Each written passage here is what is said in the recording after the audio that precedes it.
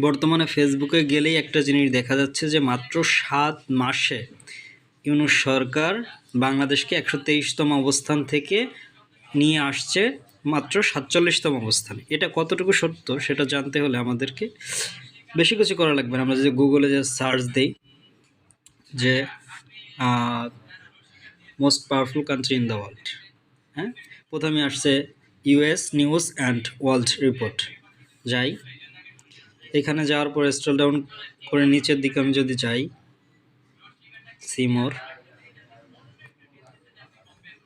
আবার যাই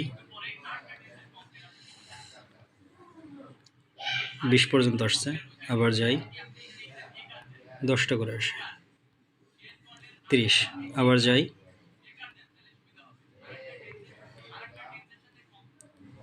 37, 38, 39, 40, আবার যাই 41, 42, 43, 44, 45, 46 অ্যান্ড 47। 47 সেটা হচ্ছে বাংলাদেশ। তার মানে 2025 সালে most powerful country in the ওয়ার্ল্ডের 47তম অবস্থানে রয়েছে বাংলাদেশ। এটা হচ্ছে 25 সালের তথ্য অনুযায়ী। এবার আমরা যদি 24 সালে যাই, হ্যাঁ, তাহলে আমরা 24 সালে যাব কিভাবে? আমরা সিম্পলি এখানে সার্চ দিব যে most powerful top 10 country, powerful country in the world, বা যে কোনোভাবে একটা সার্চ দিতে পারে।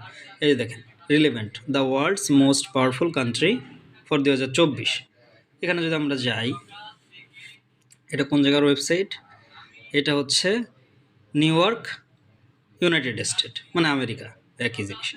এটার যদি আমরা যাই, একটু নিচের দিকে যাই,